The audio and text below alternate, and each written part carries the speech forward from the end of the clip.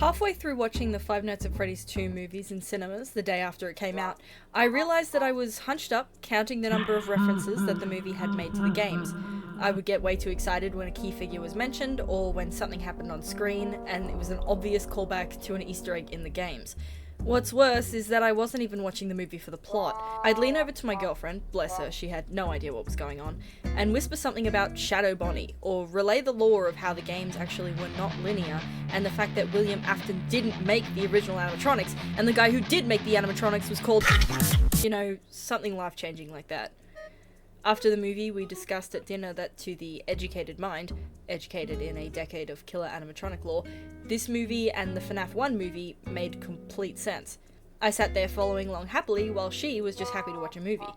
We agreed that it wasn't the best movie from the standpoint of an actual film critic, but it was extremely faithful to those who had seen, played, and experienced the FNAF games throughout their development. So it got me thinking.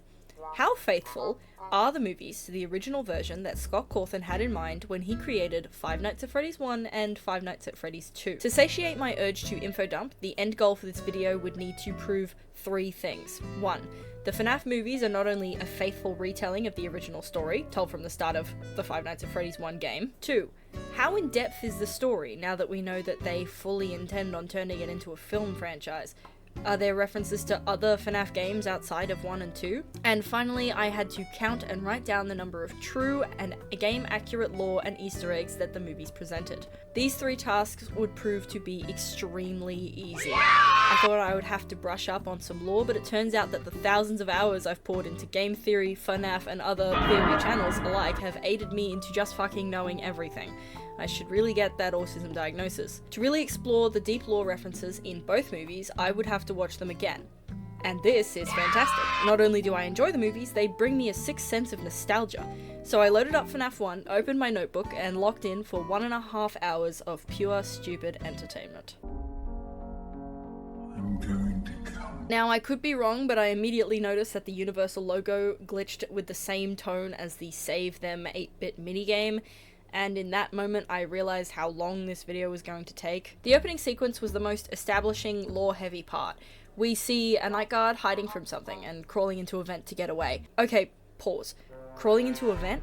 As far as we know, the original FNAF location did not have vents, at least not in gameplay that you could physically crawl into. The first vent crawler we see is the famous brother killer Michael Afton in Sister Location, where it's part of the gameplay loop to crawl into vents. Okay, resume. The night guard crawls into a vent to get away from the threat. We see him running down the hallway to get to an exit. The exit doesn't open, and this sound plays. Wait, that's Foxy? Where's his classic?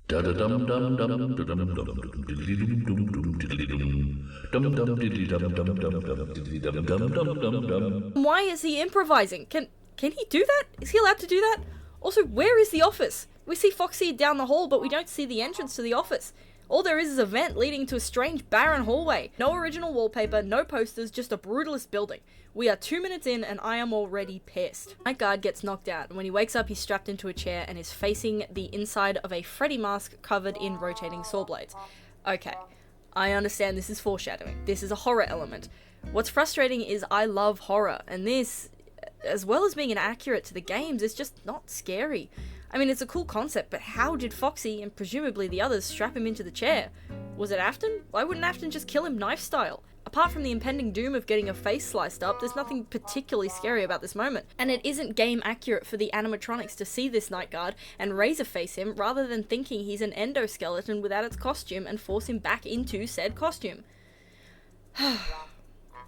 After the night guard dies, we see a pan of the pizzeria. This confused me a little at first because I thought it was inaccurate to FNAF 1, but then thinking about it harder, games like Pizzeria Sim and Into the Pit feature similar aspects of arcade cabinets and ball pits, as well as the iconic stages. Pirates Cove could be a little off-center, as I'm pretty sure that Foxy was situated in the corner of the pizzeria rather than right next to the main band. However, I'll let it slide because this is a different continuity, and with the added context of when we do see the pizzeria in the first game, it's covered in shadow and grainy effects. The drawings on the wall don't seem to be anywhere in the game's canon, and they were most likely made up for plot reasons. Now, this part I'm going to spend some time on. The opening credits are fantastic. I would say that they are my favourite part of the movie for canon lore relevance. We see the style of the 8-bit minigame is a fantastic way to make it mysterious and creepy. We see that the 5 kids are accurate to their game descriptions, so A+ for that one. Afton, or who I can assume is Afton, is seen putting on the Spring Bonnie costume in the back room. This one scene is a reference to when Afton helped that random employee into that Spring Freddy costume all the way back in FNAF 4, which is a neat callback for those who know where to look.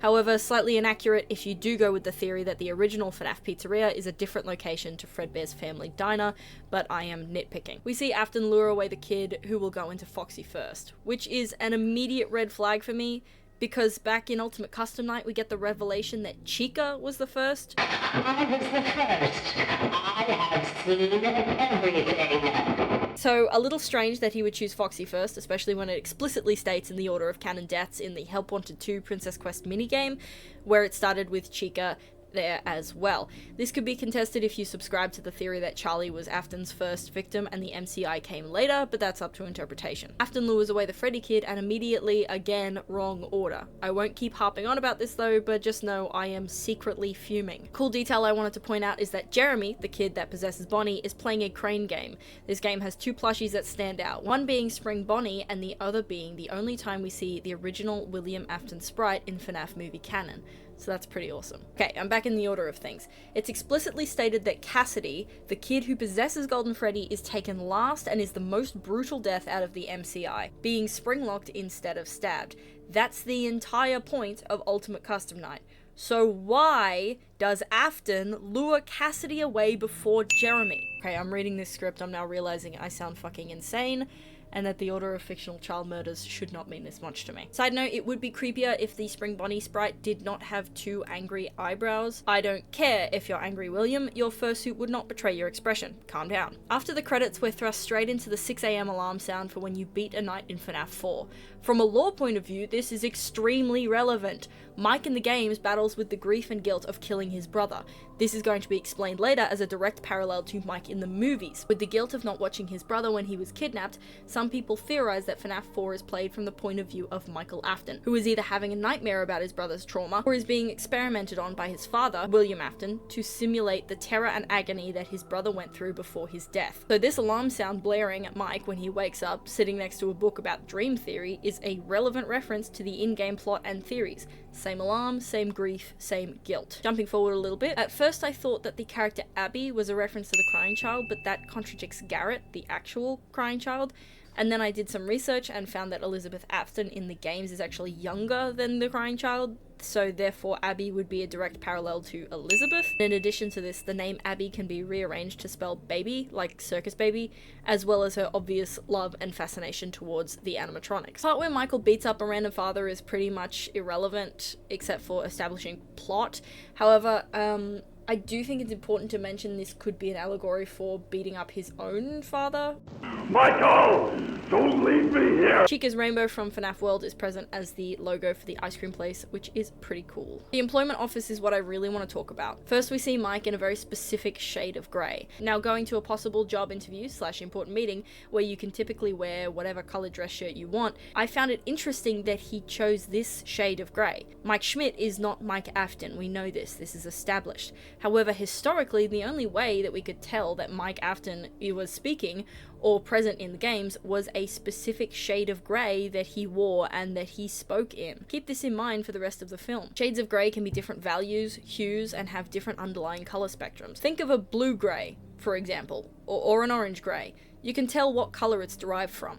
Throughout the film, we do not see Mike wear any other shades of grey that could be a different colour or hue. Sure, he has different materials, different clothes, and of course the colour varies slightly.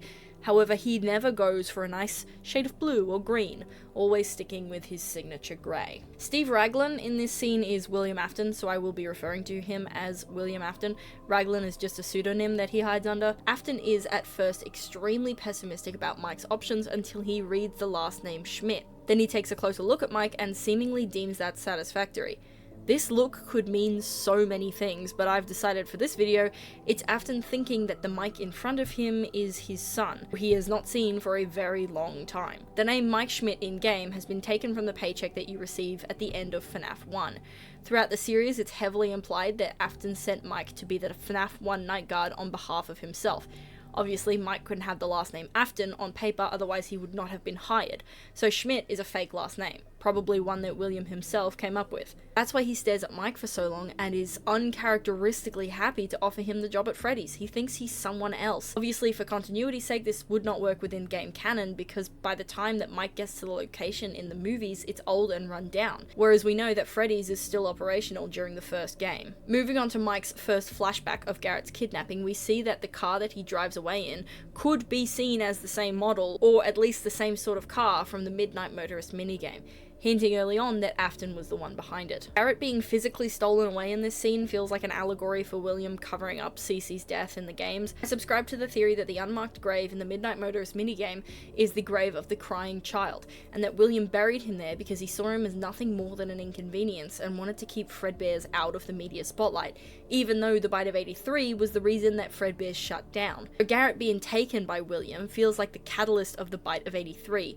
and how William lied about his disappearance and quietly covered up his death so that the media would move on from the tragedy of Fredbear's. The next scenes are not lore relevant except for one snippet on the blackboard where the teacher has written the keywords to do with Freddy's: fox, chick, bunnies, bear, etc. Next to it is a number board. I couldn't make sense of any of the numbers, nothing jumped out at me, but if anyone knows what this means, please comment. I really like the subtle hints towards Afton being the purple guy when we first see him. He's got a yellow shirt on and a purple tie, and being the first time we see William Afton in the flesh in any mainline game series, not including the graphic novels, it serves to be a very good tool of foreshadowing that Blumhouse went with. We saw the main office in the first scene with the late night guard, but I didn't touch on it because I wanted to come to this scene with Mike. It gives us a better look of the interior. Off the bat, I mentioned it before, but the lack of posters, decorations, and FNAF ambience is very apparent. Before I dive into it, I do want to say that they got the celebration poster, the red and white striped cup, and the fan all perfect. However, they failed to make it actually look like the FNAF 1 office. And that's like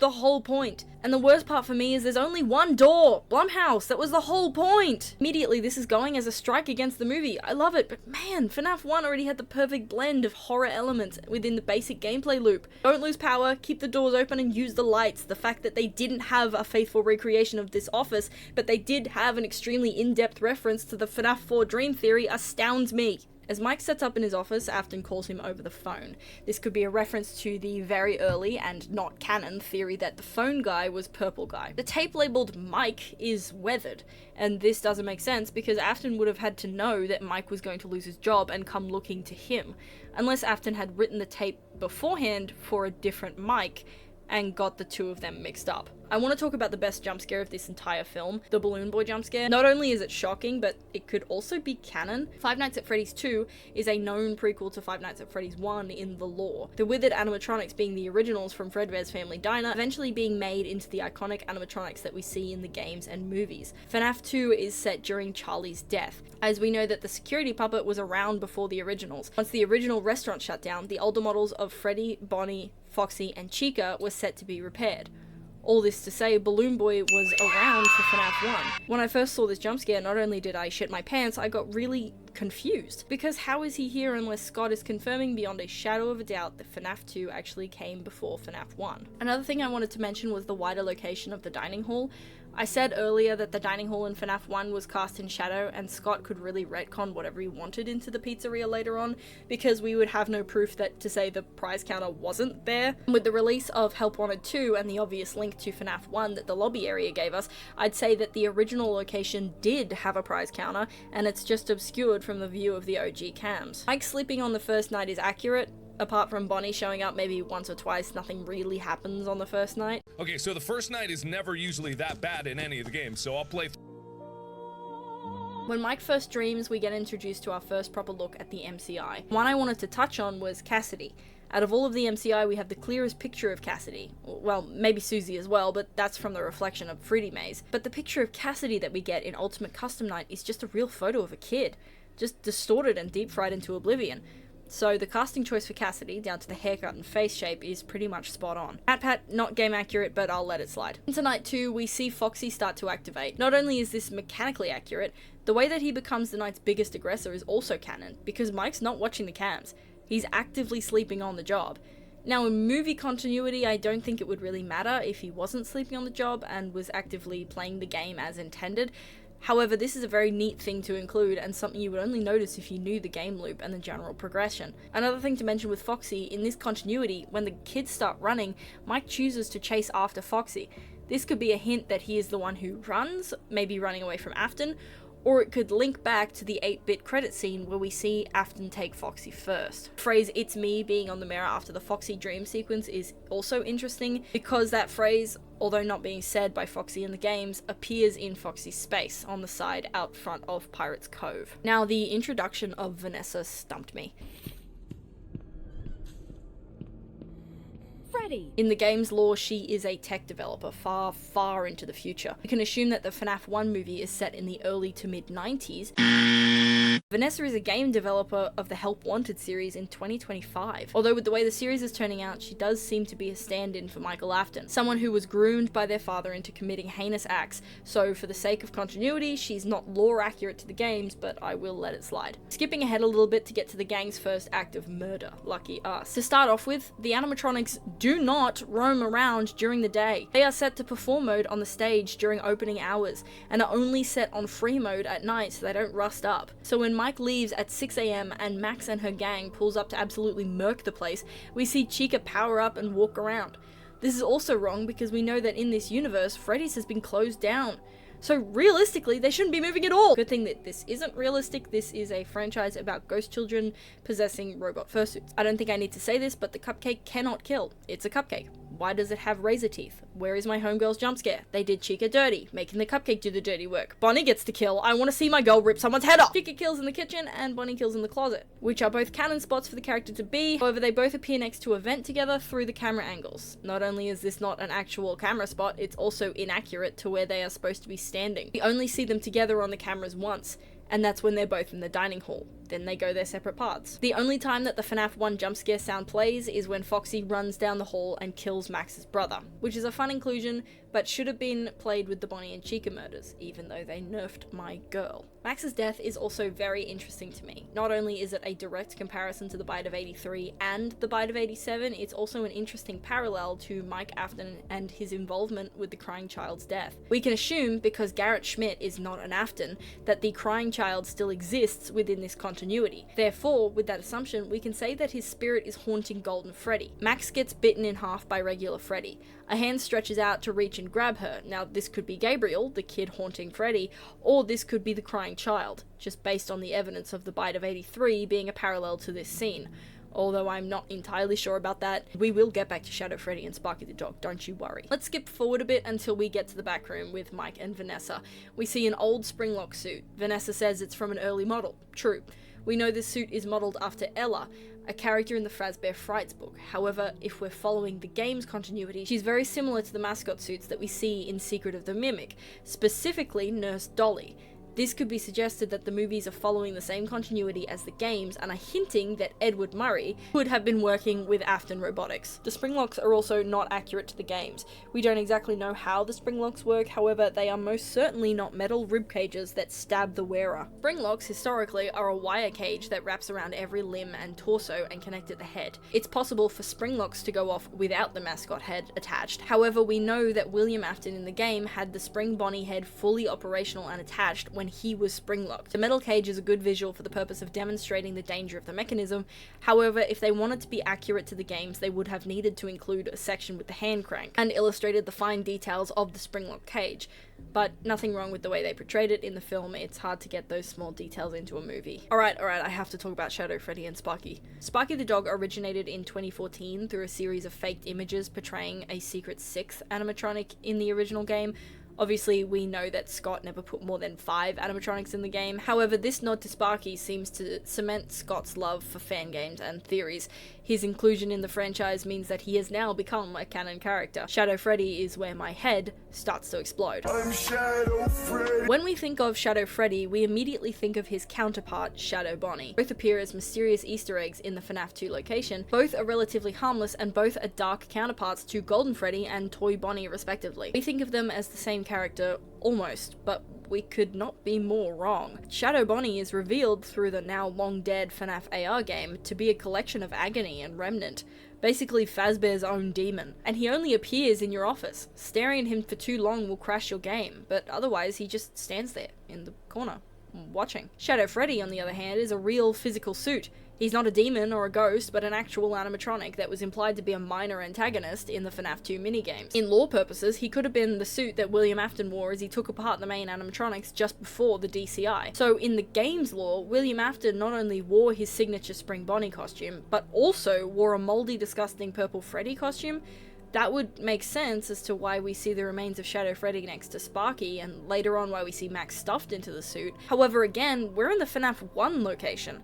So either William lugged around 2 heavy costumes to sit them in the back room of a rundown pizzeria, or the MCI and the DCI happened in the exact same place. Or, you know, it could just be an Easter egg. The inclusion of the Golden Freddy suit was fantastic to see. Golden Freddy, or just Fredbear, is interesting in this movie because of his eyes, or lack of eyes. In Theoryland, it's established that 2 souls haunt Fredbear: Cassidy and the crying child. Therefore, both of Golden Freddy's eyes are lit up, specifically speaking about the FNAF 3 bad ending, hinting to the double possession. The lack of one of his eyes really stood out to me as strange. We know that Vanessa is William's daughter, but we don't learn about any siblings that she has. We also don't know if the Bite of 83 actually happened in this universe. We can assume it does, because of the mere existence of Golden Freddy and Spring Bonnie. However, it was never explicitly stated, and the only visual clue we get of a double possession of the Golden Freddy suit in the games is both of his glowing eyes. So with one eye missing, and the mystery behind if the crying child even exists, excluding the Garrett parallel, we can probably assume that only Cassidy haunts Golden Freddy, which unfortunately is not lore accurate. Kids, they don't want to hurt anyone. It's him. A possible nod to Glitchtrap and the possession of the Glamrock animatronics in Security Breach. Abby gets lured into the back rooms by Chica, which struck me as weird at first because I had some sort of bias in my head that Freddy was the one doing the luring and stuffing, but that's actually never explicitly stated. So Chica very well could be the stuffer. Didn't get a kill either, they keep nerfing her. But what I did find strange is that they lured Abby, a small child, into the back room, when it is stated that they act fine around children, and it's only the adults that they mistrust, which is a theme throughout the movie. However, it's not accurate to lure Abby instead of, say, Mike. Afton was the one controlling them though, so I suppose that's explained away. The inclusion of an Into the Pit reference when Abby physically goes into a pit. Okay, yeah, I think I'm stretching. Thus introduces my second favourite part of the movie. I need to talk about the cinematics of Afton coming out of the shadows. We, as the audience, only see his eyes. He's this hulking mass. It's fantastic. The way he doesn't move like the other animatronics is a chef's kiss. It's obviously a human inside, but he moves in a way that is so freaky, because we are not expecting him to move like that. They can see you now. They know what you did. Is a possible reference to Glamrock Freddy's. The Springlock scene was awesome. The physical acting was fantastic, however again, it's inaccurate to how the Springlocks actually go off.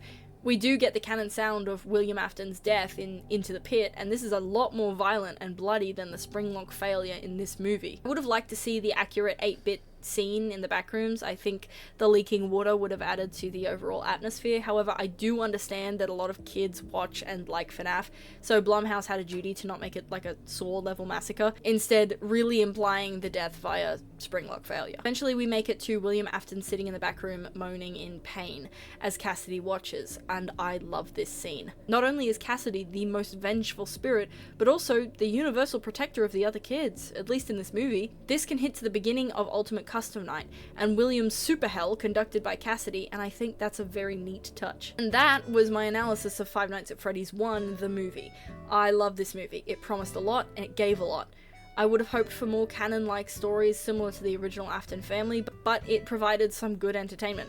I mentioned in the beginning that I'd already seen FNAF 2 in cinemas, but as I write the script, I was going back tonight to see it again, and this time, I would come prepared. I wasn't going in blind for the plot of the movie anymore. No, I brought my notebook, my pen, and the most fucked up looking plushie to try and tackle the secrets and Easter eggs within Five Nights at Freddy's 2, Return of Fredbear. Maybe I should chase a Five Nights at Freddy's 2 is cinema in its purest form. Thank you, Chica from Five Nights at Freddy's. Coming out of the second movie again with my notebook in hand, 7 pages of scribbled notes, and a group of people around me who I am now convinced think I am insane, felt amazing. Not only did this movie deliver on the horror aspects, it delivered on the Easter eggs and game accuracy. Like I mentioned at the start of the video, this movie is not for those who want a traditional horror movie. It lacks the scares, and there are much scarier films out there. However, for those who love this franchise and know a fair amount about the games, this movie was an absolute treat. Getting into it, we see that the opening scene is William Afton calling into a loudspeaker. I immediately thought this was a reference to Sister Location, just based on the objects around him as well as the environment, but I think it's a closer reference to the FNAF 4 minigame Blank Days Until the Party. The party being the Bite of 83. Was that the Bite of 80? After Afton's countdown, we get the cheers of the children that happen after every night you complete. This sound effect is a FNAF staple, and I am extremely pleased to see it finally added. After this scene, it opens on a card that says 1982. 1982? This adds so much depth into the timeline. That the crying child was the first order of the deaths. He had to be the first, but he died in 1983. Does this confirm that there is a crying child? If you think about it, in the game's lore, it's speculated that Afton only killed Charlie because he was embarrassed and angry after the crying child's bite, and that Henry was a better father because he was, well, Henry could keep his child alive and William couldn't. We killed Charlie outside the FNAF 2 location and sped away, unable to be linked to the crime. I'm getting ahead of myself. We don't even know that Charlie's going to appear. Before we keep going, I see that Five Nights at Candy's arcade machine. Don't you fucking trick me, Scott Cawthon. It is very apparent that the puppet is not in the prize corner, nor is it in the security box placement near the door that we see in the FNAF 6 minigame Security Puppet. It's under the main stage. I like this inclusion of the puppet being the main attraction of the pizzeria rather than being forced into a corner. However, it does entirely retcon the idea that Henry built the puppet to be a tool of watching over Charlie and keeping her safe. Instead of a bodyguard, it's become a performer. We see Charlie mention that the puppet is the only one that protects her. A nice callback, however, this just turns out to be a manifestation of her hopes and desires, rather than being her actual protector. Eventually, Charlie notices William take a young boy. She desperately calls to 3 sets of adults pleading for help, and gets rejected by each person, so she's left to fend for herself as she tries to rescue the young boy. This is a clear and obvious reference to the Give Gifts, Give Life minigame, where the puppet, aka the spirit of Charlie, gives gifts to the children and then gives life to the animatronics by helping the spirits possess them. Charlie is the natural savior of the MCI and possibly the DCI. During the kitchen scene, we hear William sing the tune of the Toreador March, the same tune that Freddy sings when he stands at your doorway after you lose power in FNAF 1. This can be attributed to the tension of the scene being very fucking creepy if you know at any moment he can stop randomly singing, and the absence of that song will be the catalyst of Charlie's death. He stops singing. The way Afton kills Charlie is interesting. She gets stabbed in the back about 3 times. Brutal, but there are some few lore-relevant reasons as to why. First of all, we know that Henry and William were business partners, and that their kids were around the same age. We also know that William had almost an uncle/niece relationship with Charlie. So her being stabbed in the back is not only poetic, but it's very relevant to the relationship of the characters. The problem with this scene is that it deviates from how she was killed in the game's canon. She wasn't bullied and pushed outside by the other kids, she was saving someone from the fate that she befell. Afton also wasn't drunk when he killed her like he is in the minigames. She dies inside the pizzeria, surrounded by people in broad daylight. A very stark difference, almost a parallel to her death in the games, cold, alone, and at night. We see that Charlie dies with the rage that we would have attributed to Cassidy from the first film. At the very end of the scene, she drops through the trapdoor and is lifted up by the puppet. On my first watch, I didn't realize the significance of this. I thought it would be creepier if they implied the possession of the marionette just by simply lifting it up in the absence of Charlie. But then I realized this is an obvious reference to Henry Emily's speech, and man, what a beautifully poetic tieback to the greatest speech in video game history. The classic 8-bit credits play, and we see the actual iteration of Toy Foxy that has not been mangled, previously only seen in posters around the FNAF 2 pizzeria. We also get the inclusion of headpaper news lines about Charlie's death, starting off as a recognition of the tragedy and then shifting in typical Fazbear fashion to instead blame Charlie for entering a restricted area, which in itself is a small reference to the sister location office. We also see that Charlie's death eventually shut the pizzeria down. Now we know that this isn't game accurate, because in canon, Fazbear Entertainment claimed that her death happened outside of the building, therefore they were not applicable for closure because it didn't happen happen on their company grounds. The introduction of the Fazfest tells me that Scott has an idea of where this franchise is going. He's no longer retconning things. Instead, he's sticking with the somewhat canon timeline of the games. Fazfest is a direct comparison to the Fall Fest that ran from 1970 to around 1983. This is important because the Fall Fest introduces us to the idea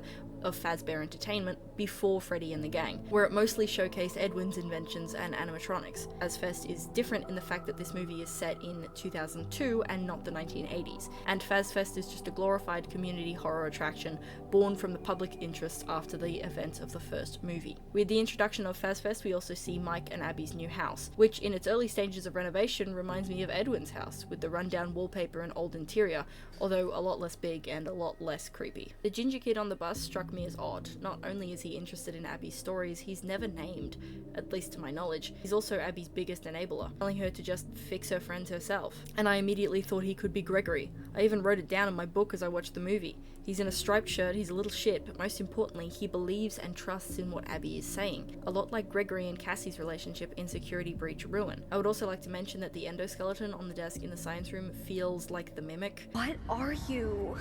I don't know why this teacher would have that on his desk, but it's very Mimic-esque.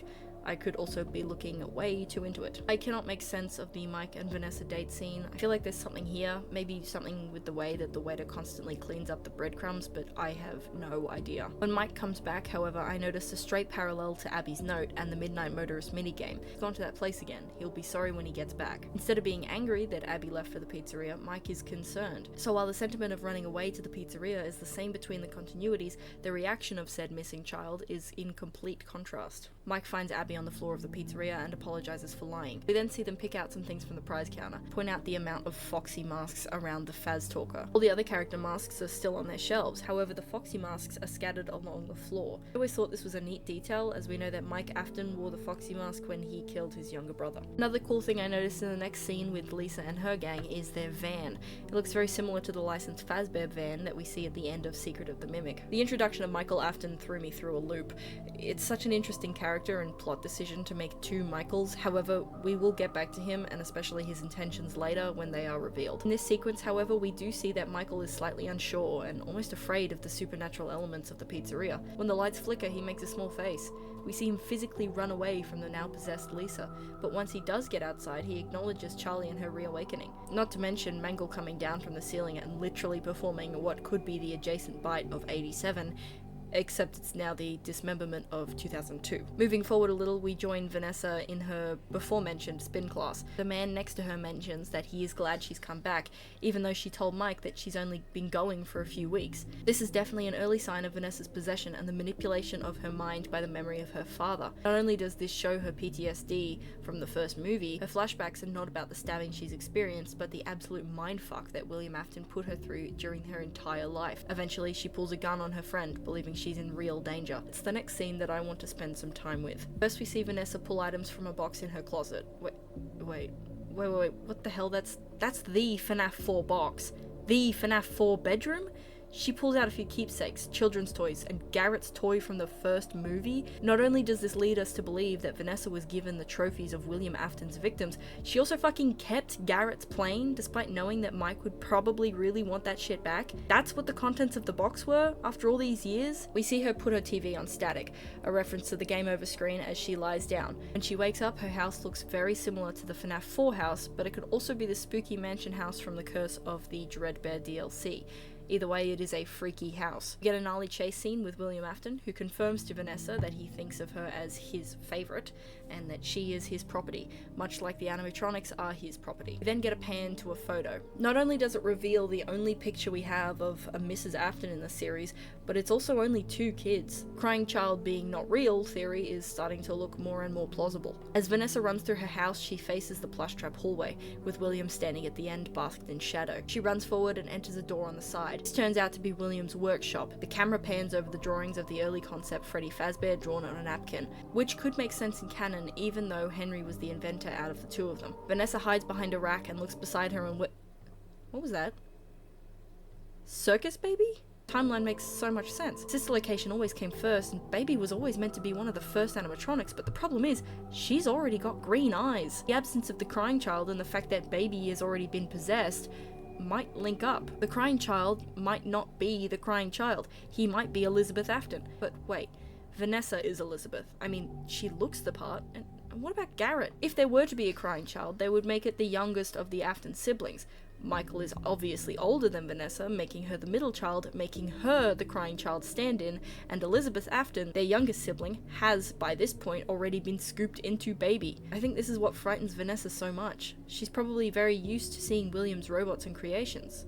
I mean, we see her at Fazbear's earlier on in the movie. She obviously knows that these things exist, but why would they make her eyes green if not to say, hey, there's a third sibling in here, in case you didn't know. It's also very possible that her eyes are green because she's in a flashback, and we actually are looking at a future version of Baby for when she does get possessed. All in all, the revelation of Baby means that by this point in Vanessa's childhood, William was already aware of and actively trying to experiment with Remnant. It's unclear if this takes place before or after Charlie's murder, but I would bet on after, especially after the missing children's incident and possibly the DCI. The introduction of Circus Baby is not only an Easter egg, but a huge timeline revelation. After this dream sequence, we cut to Abby and the Faz Talker, which speaks in the exact same way the puppet did in the Save Them minigame. It's also the same way that the Universal logo glitched, as well as the credits from the first movie when the voice spells out, "Come find me." I didn't mention this earlier because my streaming platform kicked me out before I could listen to it. However, "Come find me" is an obvious reference to the Michael Afton speech at the end of FNAF 5, Sister Location. It being said in the way the puppet was thought to speak in could also allude that it was Charlie who wanted to be found instead of William. I wasn't expecting them to make the puppet the antagonist for the movie. Not only does it contradict what we know about her in the games, it also replaces Cassidy. The movie is now saying that Charlie is the one that Afton should not have killed,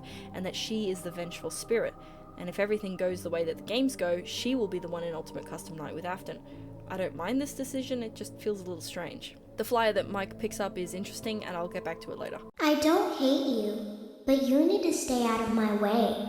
The puppet says this to Afton in UCN after one of her jump scares. It's a very iconic line and not the only UCN reference that they include in the movie. But in this context, it's said to Vanessa, which backs up the theory that Charlie is now the vengeful spirit. The introduction of the perimeter lock is interesting because it directly references Five Nights at Freddy's security breach, the 6 AM scene where Freddy tells Gregory that he can't come with him. His reasoning is that his battery will run out, which we see that it does in one of the other endings. In the FNAF 4 minigame, why would Toy Chica be missing her beak?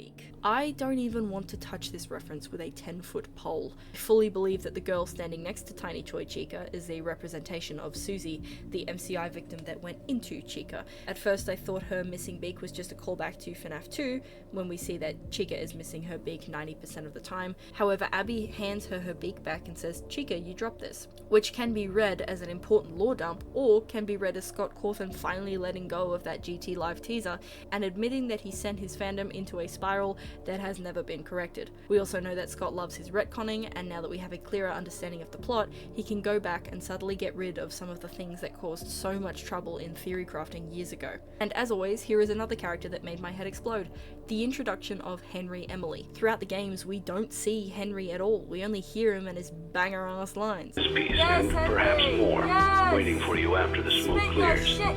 Although for one of you, the darkest pit of hell has opened to swallow you whole. So don't keep the devil waiting.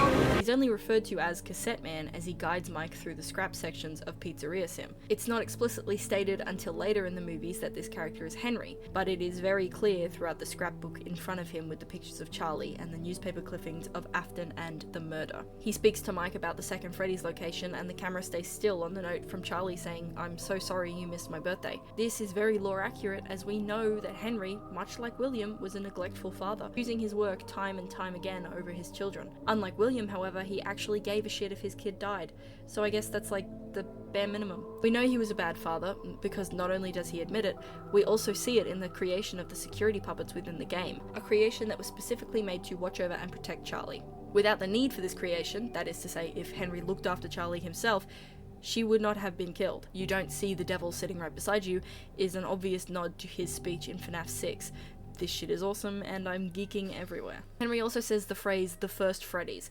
This could imply that Freddy's is the only location, or this could imply that the FNAF 2 location was the first Freddy Fazbear location, possibly leading to the implication of the very first location being Fredbear's Family Diner. There's nothing much to say about the dickish teacher other than the fact that he's an example of the overall negligence of children and the abusive relationship between adults and kids throughout the series. Very satisfying to see Megan Fox absolutely murk him. Then the withered animatronics are introduced, and oh my god, they look fantastic. Just wow. We see Vanessa calling them prototypes, which again makes it 100% clear that now in the Fazbear Cinematic Universe, there are at least 4 separate Bonnies. I hope you're keeping up, because there is going to be so many more. Again, when we see Vanessa and Mike come down the corridor, over Vanessa's shoulder is that mask with the purple eyes. This feels like an obvious reference to the game's possession of Vanessa through Glitchtrap, and does feel like foreshadowing for the end of the film. Moving forward a little bit, I wanted to mention that Mike playing the actual FNAF 2 is fantastic. It's completely different from the first movie, where he passed out and didn't actually interact with the animatronics from a game standpoint. We see him utilizing all the tools, except for the music box and the cameras, at his disposal, and when he logs into the system is very similar to the Five Nights at Freddy's 6 night computer system. And then we see that from Chica's point of view, the words security breach flash, and points to whoever guesses what that's a reference to. Freddy! We see Toy Bonnie, through the window of a kid's bedroom. Obviously a reference to how Chica and Bonnie from the first game operate, with Chica appearing in the classroom window as well.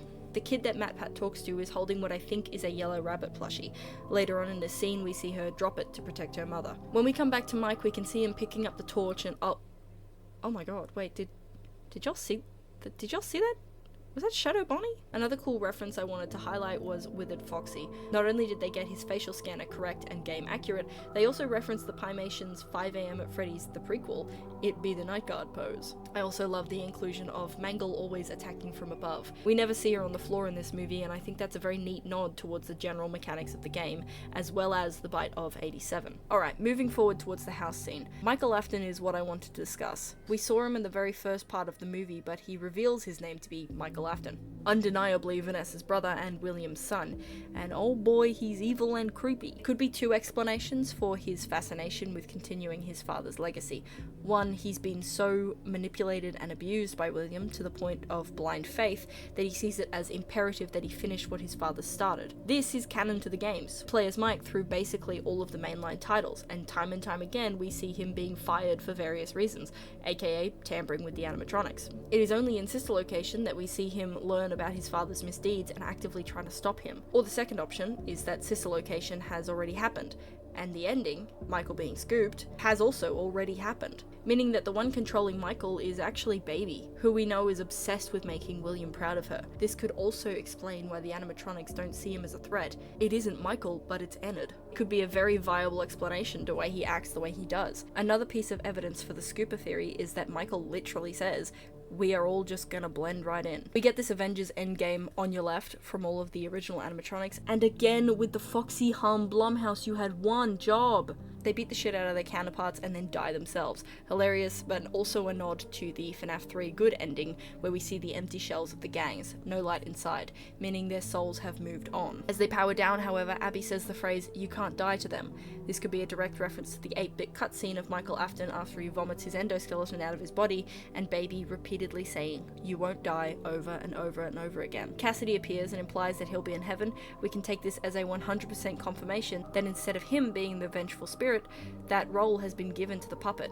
And with that, it somewhat erases the happiest day minigame and the narrative that they all get to rest based on their happiest memories. I like the idea that Vanessa is literally possessed by Charlie. It's a very obvious nod towards her possession of Glitchtrap in the games, and I'm excited to see where it goes from here. Okay, end credits. My favorite part of the movie. We actually get to see what we can assume is the phone guy from FNAF 3, because he says the words, "I found one, a real one," when talking about Springtrap in the back room. This is all extremely accurate to the games, with the demolition of the FNAF 2 location and the haunted attraction of Freddy's. Although we don't really know how much time has passed between the end of FNAF 1 when William dies and this scene here. At the very least, it's 2 years.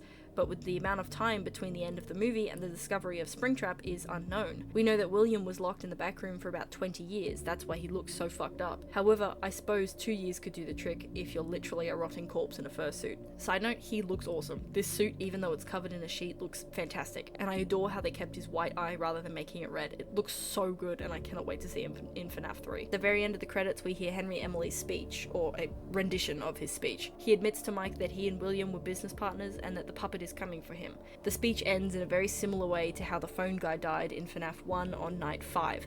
There's no screaming, no blood, just static. People say that he's dead because of this, but I don't think so. It's very obvious that he's going to play a key role in the rest of the franchise. Therefore, we kind of need him alive. And that's it.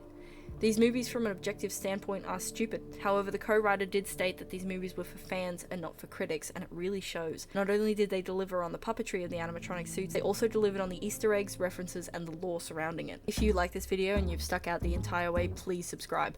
My current goal is 1,000 subscribers, because then I could possibly get paid for my yapping. I post a lot more stuff on Instagram, my art, etc., so feel free to follow there, as I also post regular updates on uploads. As always, thank you so much, and I will see you in the next video.